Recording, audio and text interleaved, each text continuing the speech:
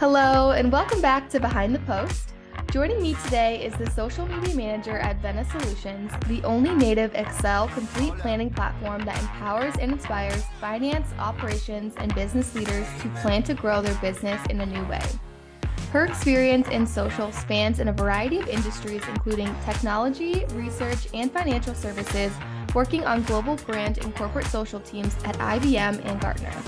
From global campaigns and product launches to employee advocacy and crisis communications, she knows how important it is to be timely, thoughtful, and detail-oriented when it comes to social media. As a creative spirit and analytical thinker, she is also a freelance social media marketer with Market Hire, focusing on B2B clients in different industries, leading and developing social strategies, content execution, and reporting. Without further ado, please welcome to the show, Stephanie Melgoza. Stephanie, are you ready to go behind the post with me? Yeah, absolutely. Thanks so much, Olivia, for having me. I'm so excited to be here joining you. Of course, I'm so excited too, because just from the intro, you are the jack of all trades, and I feel so privileged to be sitting down with you today, and I'm very excited to pick your brain. But before we get there, I have to know, did you get into social media? Was it planned, or did it kind of just fall into your lap? Could you give us a brief look at your professional journey and how you found yourself at Vena Solutions? Yeah, absolutely. Thank you so much. So, looking back at my career, whenever I graduated from Texas A&M in College Station back in 2017, what I really prioritized my career on was either going into advertising or social media. And I think around that time, social media was starting to become a little bit more popular when it came to looking at your career track within marketing. And so I was someone who was always a creative spirit and wanted to do things in a way to be able to tell stories or figure out how to really let my creative outlet, go from that part. And so it was either advertising or social media. And so right after college, I ended up working at a market research firm here in Austin, Texas for quite a little bit, only to figure out that it wasn't, exactly what I was looking for, and really took that time away to really think about what I was really passionate about, which was that creative side. And so, from there, I ended up, going through a little bit of like a contract position at I would say, because I can't really say it officially, but thinking about moving out forward, I ended up landing a job opportunity at IBM working on their global social team for one of the brands within the business units. And it was sort of at that point where I really got the opportunity to really see what social is a lot more integrated with marketing overall. And so not only being able to work within the brand, but being able to work within the corporate team, everything from being a part of those larger campaign initiatives to announcements, product launches, and even getting the chance to do social campaigns as well, was just that opportunity where I really grew that passion for social and being able to be in a space that was a lot more different than what you do see online with like retailers or, just that more I guess more fluid side of social. And being in B2B, you kind of think about, there is a little bit more guardrails, but how can you be a little bit more innovative in the work that you do so that you're still really pushing that creative like juices in your head. Yeah. And so after IBM, unfortunately, being impacted during 2020, I ended up going into financial services and then as well as research. And so working on the corporate communications team at Gartner, and, being within that role, being able to really see social from that corporate view and being able to get a little bit more in depth into, for example, governance or just a lot of that integration with different functions and things like that. Still, leading social strategy. It was, a really great opportunity, but I did see that, again, when it comes to social in the B2B space, it's really sometimes difficult to be able to be a lot more, I guess, I don't know if I want to say in trends, but being able to have a little bit more flexibility in the work that you do, understanding in the particular industry that you're in. And so ultimately, after, coming to that realization, but also dealing with health conditions and stuff like that, I took a break for a little bit before stepping into the freelancing role, which I do currently as well. And I think that being able to do freelance was another avenue of that creativity. I got to really see myself with social. So at first, whenever I first started my career, I really only thought about, oh, okay, with social, being able to be creative in like graphics and, for example, copywriting, and being able to really execute that, to now being on the creative level of like, oh, okay, how can I be more creative with processes, workflows, and strategies in order to really put that whole story and execution together. And so when it came to being able to do that with my freelancing role and finding myself at Vena, is in a position where we're really growing and really building out just so many different things happening. And when it came to looking at this position, I knew that this would be a really great opportunity to really build out the social programs for Vena as a whole, from the very beginning. So being able to really share my expertise and knowledge with not only my teams, but the company, and just being able to implement things a little bit differently in the financial sector compared to where I had been with finance before, which is a little bit more strict. But with this company, what really stood out to me was just being able to see that more fun side of finance and having a lot more personality and flexibility in how you communicate to your audience. And I knew that from that point, and understanding not only just the cultural value of the company, but being able to see, from a social perspective, wow, like they're really communicating, the company, the brand, the products in a different way that's a lot more flexible and a lot more personal to the audience. And I knew that being somewhere where it allowed me the opportunity to really grow, not only in my skill set, but being able to grow with what, the company was looking for to face, externally, I knew it was the perfect opportunity. And it's been, really great ever since. Yeah. Wow. Well, I can only imagine it's such a good feeling going into a company where you have so much room for growth and you kind of get to set the foundation, and all of your creative energy can go into creating, like a amazing social presence. So I bet that is the best feeling. And it is so hard when you are in a more regulated industry, when you can't speak to your audience or share things when you really want to, and things would work, but you're kind of restricted in that way. And with all the experience you have from freelance and different B2B companies, I would love to know how you approach your social strategy. So do you have a certain belief or philosophy around social or social strategy?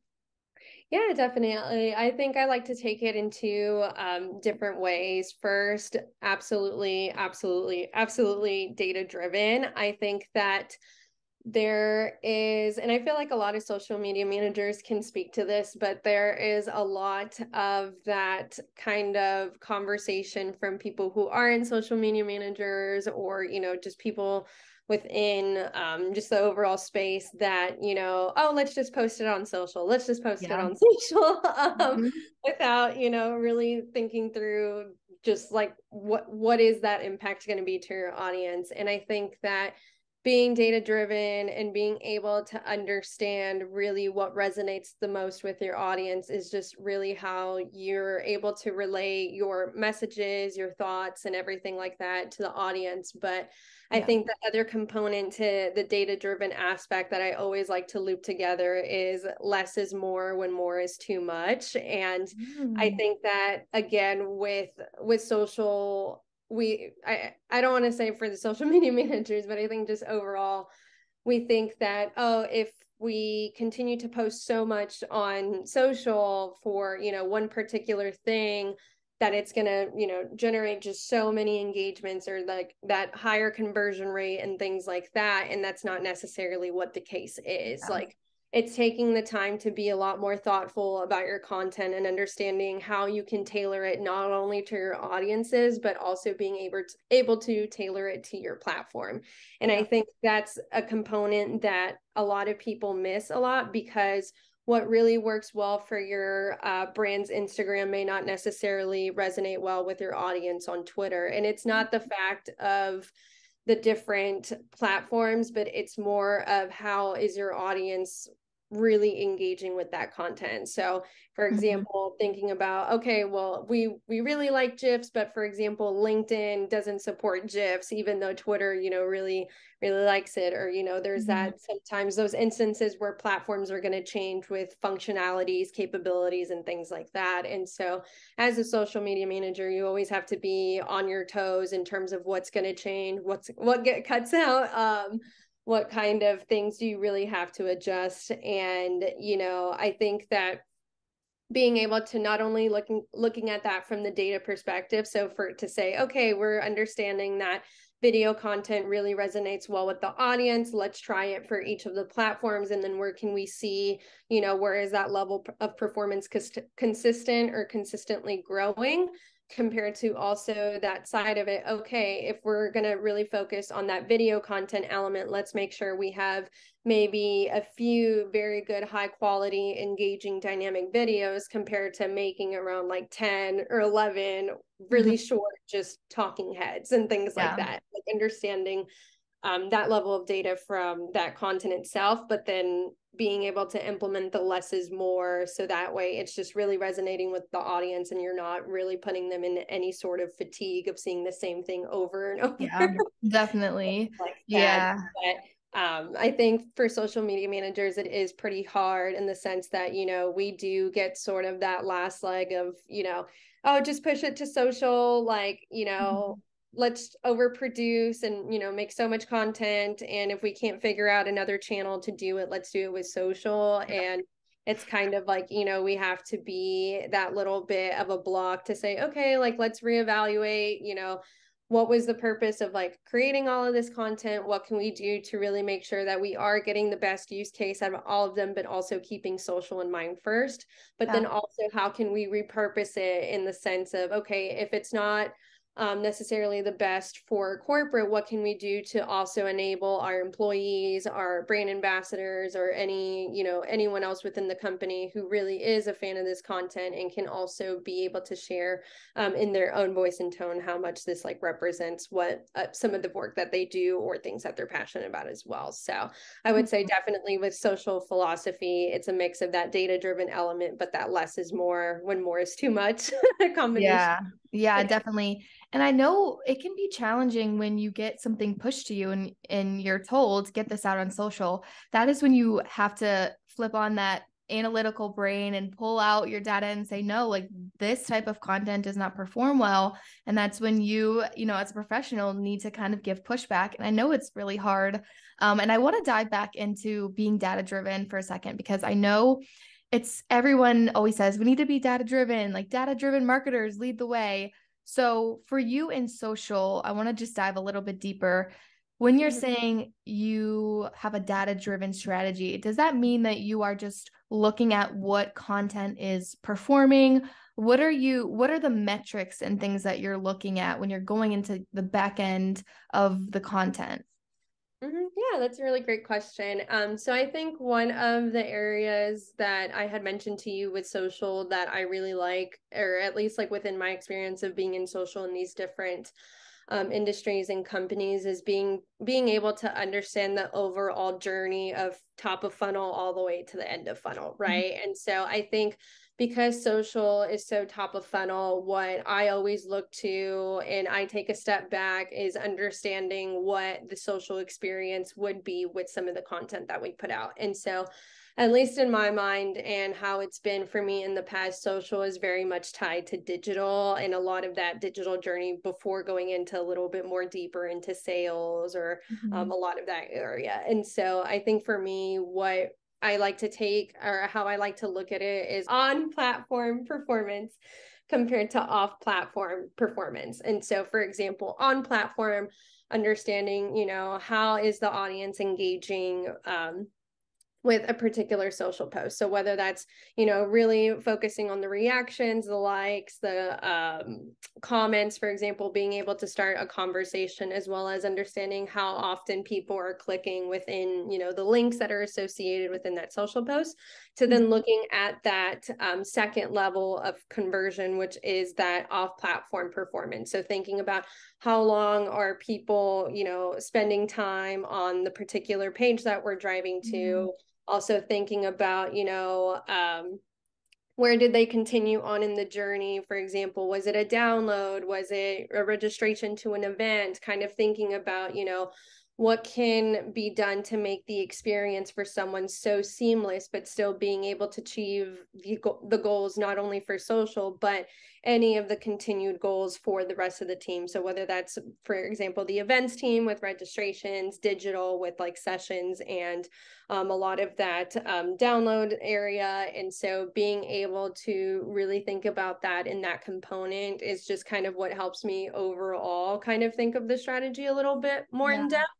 I think for me, being able to have been exposed to understanding those different components of the team that I work with helps me not only share the data from social on platform, but also work with these teams to say, okay, you know what, this is what I'm doing for social, and I'm seeing that, you know, people are not really staying as long as they should be when, you know, thinking about this blog. And so maybe the blog could potentially, if there's the opportunity, change it to something else, for example, like an infographic, and seeing if people are going to spend a little bit more time on an infographic compared to scrolling on a page. Because I'm thinking about the experience and understanding with social that people probably spend about less than 5 seconds on a post, and what can I do to make sure not only is this the most engaging content that they see from the brand today, but how can I keep them online in this journey, so then that way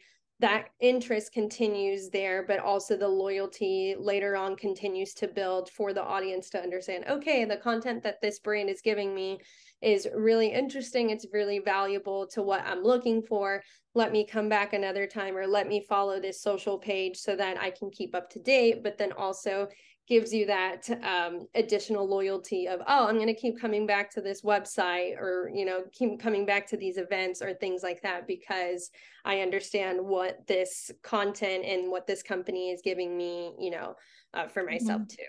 Wow. Well, I am blown away because you don't hear a lot of people talking about the funnel and the buyer journey. When you're talking about social media, a lot of people are talking about the posts, the analytics, you know, deep diving into those kind of things. But I love that you took it that step further and talked about the whole journey and what happens once you leave that post. I feel like a lot of people don't talk about that. And I think that's what kind of separates B2B from B2C. We're more analytical in that sense. And we have to understand what happens when they leave the page so that we can create more content to continue the journey. So I love that you brought that up. And I always find it so interesting to hear what is working for different social media professionals. Of course, there's no quick fix. There's no playbook to this thing. Everyone's audience is different, but I would love to know from you, what content are you creating that is performing right now? Are there certain campaigns or certain content buckets that when you share them, you always get really good engagement? Yeah, that's a really great question. I think not only for you know, where my position is currently, but I think for a lot of social media managers right now as well, as that video content continues to perform well. And I think that with video content, you know, there's a little bit of just that shift with, you know, how much the social platforms are changing. So for example, you know, with like TikTok, love TikTok, Instagram Reels and things like that, video content is continuing, it's going to continue to dominate for a while. But I think as social media managers, we also need to take that extra step in understanding like what makes a video very dynamic and engaging. And for everyone, it is going to be a little bit different, whether it is that more use case of like certain music and sounds, or if it's, you know, different storyboard slides with like what you're communicating, or more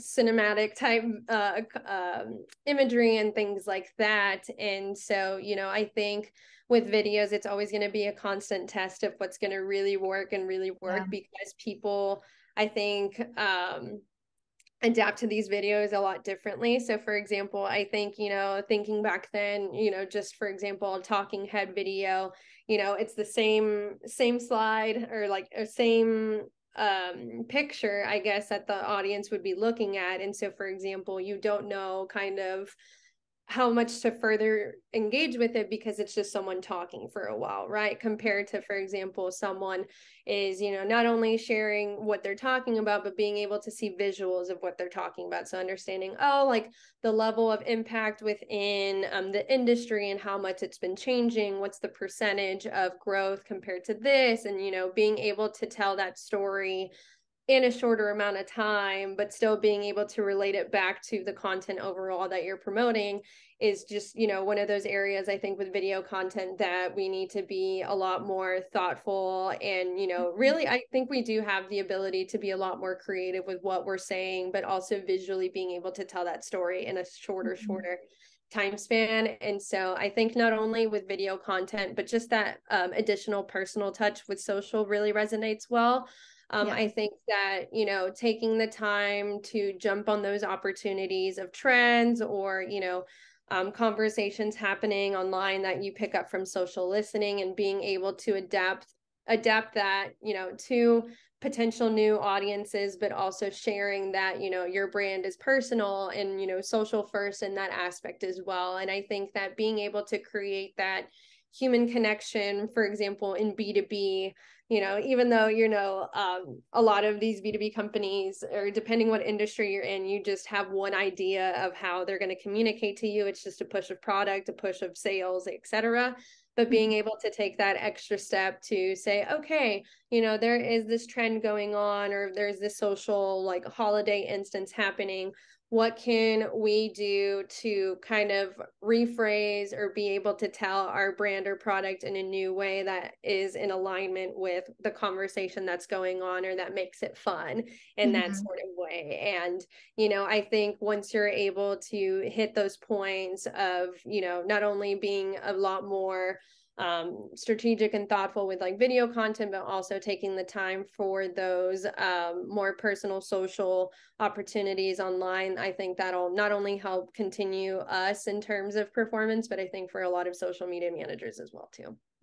I totally agree. And I think it's so important to test, because every audience is different. For example, your TikTok audience versus your Instagram audience, you could easily reuse your TikToks or your Reels or vice versa. But I know for us, our Instagram audience is so different from our TikTok audience. So you really have to look at each audience and have that understanding and know what is going to be the right message for them at that time. So there's so much that goes into it. And I know we talked a little bit earlier about the funnel and the buyer journey, and I'm sure you know this, but historically, the business value of social media has been hard to measure, and everyone had the idea that it was just for brand awareness, and it's just something that is a nice to have, not a need to have. So from you and from all of your experiences, how do you demonstrate success? And are there certain metrics that you track, or are there certain ones that you report to leadership, or is it all kind of the same few metrics that you focus on? Yeah, that's a really great question. So I think that I will definitely say I completely, hear what you're saying, and totally agree that I think when it comes to communicating to, executives, leadership, the level of performance with social, it's definitely, sometimes a tricky conversation to have, because I think that there is that occasional additional step of having to really discuss the importance of social and being able to communicate in such a way that not only can be understood from so many different components. So for example, why are we doing this on social? Why do we have a social channel? And being able to discuss it from that point, but then also, okay, what was social's contribution to this large launch, or this, for example, campaign? And so I think that being able to establish that like open line of communication with your leadership to share, not only learnings of what you found, but being able to talk about why it's important and understanding, that level of impact. I think that kind of helps provide just that baseline of trust and just understanding of where really social plays a key part. And so I think with demonstrating success, I always make sure that those levels of conversation, for example, with a more cross-functional projects, or for example, campaigns or launches, there's a lot of that integration of KPIs all together. And so looking at that from that higher level, but then taking it an extra step to share the KPIs that social is doing to contribute to that. So I think that once you're able to give that clear view of that contribution from social to the overall team goal, there's a bit more clarity and understanding of social's impact from that point. So I look at it from the metrics perspective, from a group level to the individual level. So then that there's a lot more clarity there. But then with looking at social metrics, specifically, when we're just thinking about social and social only, I always like to be a lot more timely when it comes to metrics. So thinking about it not only from a quarterly view, but first half, second half of the year, and then looking at year over year data, because I think with social, so many things fluctuate so much that thinking about performance, we also need to be realistic and understanding of potential circumstances that happen externally that do impact, social performance. And I think one of those things that, we can think about is that, for example, 2020 COVID, I think that's probably the perfect example we can think about. And like comparing that to 2021 or 2019, no one would have expected, that level of, I think, impact to the social media community, because either people were online for so long because of things they needed to do while they were at home, to the extent of people being so fatigued they don't want to see anything on social anymore. And so, you were really dealing with a dual sword, I guess, in terms of, performance and stuff on social. And so I think that being able to not only look at the metrics for like quarterly level, yearly level, first half, second half, but being able to also relate to your teams that, okay, like, maybe we did super, super well, or we didn't do as great, but let's also think about externally what was going on. And I know another example I would say is that the level of impact, for example, with a historical event that happened in 2022, there was a lot of pause with a lot of social accounts, I'm sure, because we probably all understood the scope of the situation and how potentially hurtful or not informational or not supportive the content we were putting out would be to the current situation. And understanding, from that social side of being human first and being understanding of what, or being respectful to the current situation, or figuring out how you could contribute to help, compared to just posting content that really wasn't relevant given the circumstances. You knew that that level of scalability and content wasn't going to be performing as well compared to the year before. And so I think that being able to communicate that as well to, your teams, your leadership, as something to keep in mind when it comes to metrics and reporting, is just really key, because social is so fast changing, not only by the platforms, but just like the historical context of the world at a global scale. But, that's something to think about. And then I think when it comes to looking at the metrics conversation overall, of course, thinking about engagements, clicks, and kind of how I mentioned earlier, looking at on-platform engagements and then off-platform engagements, I think that being able to relay that, further down the funnel or further down the experience level of metrics, for example, sessions, or for example, visits to web, as well as if it's related to a particular like event, looking at event registrations, or, for example, conversions from that point. I think that kind of incorporating those things together really helps just provide a better case or just a lot more clarity to your leadership with social's impact for sure. Yeah, there are so many pieces to this puzzle. And for everyone that thinks that social media is just a walk in the park, they need to listen to this episode because there is so much that goes into it. And it's when you think about everything that we have to do and when you zoom out, there's a lot of pressure on us. We are the voice and the tone of our company, and we always have to be reading the room because we could easily ruin the reputation of our company if we post something at the wrong time about a sensitive topic. There is so much that goes into it, and it can be a lot of pressure. And I want to talk about one more thing. We are nearing the end of the show here, but I have one more question before we get to the question that I ask all of my guests. And this is something that is very important for everyone in the working world, but especially for us in social media.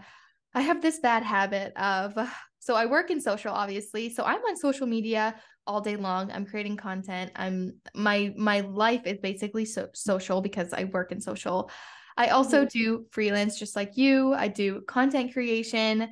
And then I also like to consume social media. So I feel like I am on social all day long, which we all know is not the best for our mental health. So I would love to hear from you. How do you continue to prioritize your mental health while working in social media? Do you have certain routines that you do? Do you have boundaries? Do you have time limits on certain apps? What are the things that you're doing to protect your mental health? Yeah, that's a really great question. So definitely exactly as you said with social media, I think that there is a mental health element to it that we really need to prioritize ourselves and protect ourselves in a lot of, different scenarios. I think that with social, in a lot of my experience and what I've learned, that I think is the first step with protecting your mental health is understanding that not everyone is going to understand what you do and you can't make everyone happy. I think that social media is probably a really good example of you really can't make everyone happy. Yeah. And, as someone, I'm, very clear to say I'm someone who is very much overachiever, perfectionist type of mentality. You can get really sucked into your own self-esteem and just beating yourself up because a post didn't do really well or a conversation with like a leader didn't go well because, a lot of different things happen with social. And I think one of those first baselines is just being able to accept the fact that not everyone is going to understand what you do, not only from professional level, but sometimes even family and friends as well. They're like, oh, like you're just posting and like tweeting on Twitter, right? Like that's it. Yeah. Wouldn't that be nice?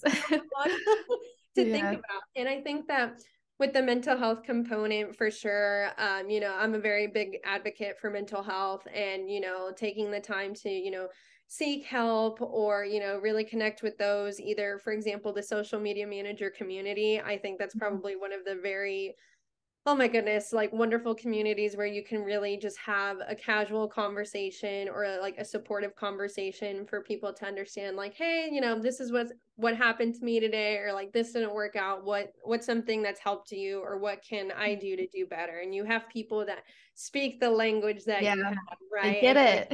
Like they get it. So they can help you really push yourself up and just help you keep going.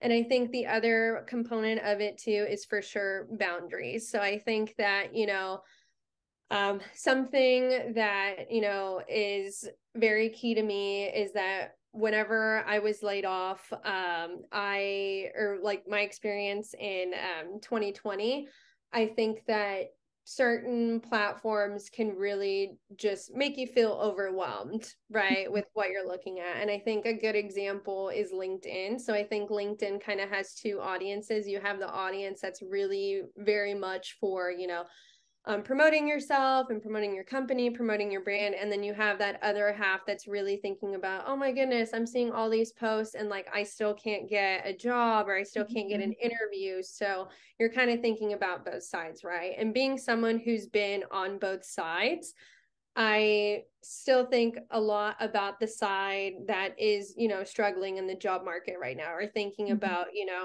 what is going to be my future for the next couple of months, or what's going to be the state of the market. And I know for me, I would get overwhelmed seeing a lot of people posting about, I got a new job on LinkedIn, Yeah. I got a new promotion, blah blah blah.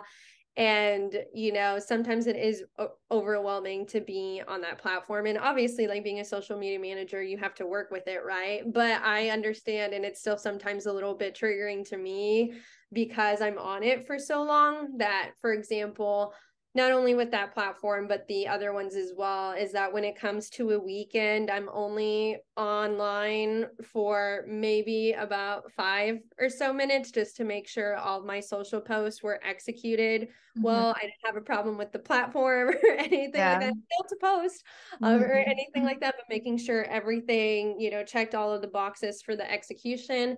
And then I get off because I know I need my weekends to, take time to relax, to really not think about, some of these things, or else you get into that habit of, oh my goodness, I need to constantly be checking and checking and checking. And, I think that being able to have a little bit of that space so that you can have that room to decompress and just really focus on like your health first. I think it's just one of those elements where you need to have that boundary. And for example, I still have occasions where people will send me, messages over the weekend on LinkedIn, and they're like, oh my God, like, let's do this, let's do this. And I'm kind of like, okay, this is a work conversation. I get we're on a social media platform, but in my mind, this is still work, and I can't be looking at this, responding to this until we come back to work, because otherwise you get into that routine with people about sending you stuff over the weekend when you're trying to relax, because it is technically a work conversation now, right? It's not, it's now thinking about the brand and like blah blah blah. And so, I think that being able to have that boundary with like screen time, but also just being able to put yourself first and understanding, okay, like what do I need in order to really just make sure I'm doing my best work when I'm at work, but also being able to take time away to not only enjoy, my family, my friends, and being time away from being online, but also understanding that you can only do so much as a social media manager. But at the end of the day, like being able to prioritize your mental health and still putting your best foot forward when it comes to work is just how you're able to keep succeeding forward. I totally agree. And if you don't take that time to step back and take a break, especially on the weekends or maybe at a certain point in the evening, you are going to feel like you're constantly working, your brain's always going, and then it's just going to lead to burnout down the line. So it's so important to set those boundaries. And I wholeheartedly agree. So look, we're almost out of time here, but I have one final question for you that I ask all of my guests. So what is one thing you wish your colleagues in other departments knew about working in social media? Yeah, that's a really great question. So I think one thing I think maybe not just, I think I kind of want to look at it as just like departments, across the board for social media managers everywhere. And I think now you can tell that I like to advocate for our, little community, because I think the more voices that can be there for us, I think, the better. I think what I would love for them to know, and I think something that we all, or our little community communicates with each other, is that we're essentially doing probably more than 4 jobs at a time on a day. And not every day is the same for us. Like as much as we can have a routine to an extent, but for example, the moment you have a crisis comms come in, your whole day changes completely. You have a day that's completely dedicated to just creating, for at least for me in certain instances, where it's creating graphics, and then you go through with creating graphics and you're ready to post, and then someone's like, actually, you know what, we're not allowed to say that anymore, so that needs to be completely changed and vetted, and then you have to like redo everything and then go back to brand guidelines, etc. But I think that, I would love for other departments to always, keep in mind that I think that because social media managers do so many different jobs within the day, within the week, within our entire career, that, we should always, always, always be a part of conversations in the very, very beginning, because I think that there's instances where we're kind of left at the end. Yep. And it's just kind of, again, that just push it to social. And, we do take the time to think about every potential detail, every potential circumstances. At least for me, I'm very much plan A, plan B, plan C. So, thinking about it from that perspective. But, I think that's what makes us so unique, is that not only are we all talented in a scope of being able to do a job at this capacity, but some of us really share and show our passions in those different areas of social. And, I think being able to share that passion with the rest of our teams and being able to be, innovative, but also that additional support with, a lot of different things going on externally, and being that visibility into that, I think that there should be a lot more understanding of all the work that we do and all the roles that we do, but being able to be a part of that conversation, whether that's a launch, whether that's an announcement, whether that's a crisis communications, whether that's employee advocacy, like being able to be a part of those conversations with other teams or even leaders occasionally, at the very beginning, since, we do a lot, and we have a lot of visibility and eye to a lot of different areas too. So. I totally agree. And I love that you brought that up, because I feel like we're constantly pushing and fighting to be a part of that conversation from the very beginning, because it's challenging when it just gets thrown at you and you're out of the loop. And we are so detail oriented, and we know our audiences the best. So it is so important for us to be in the conversation from the very beginning. So I totally agree. And I wanted to thank you so much for joining me today. I feel like I learned so much from you, and I really appreciate you diving in so deep with all of your experiences and insights. So thank you so much for joining me behind the post. Yeah, absolutely. Thank you so much, Olivia. It's been such a wonderful conversation and getting to chat with you today. So again, thank you so much for the opportunity. I really appreciate it.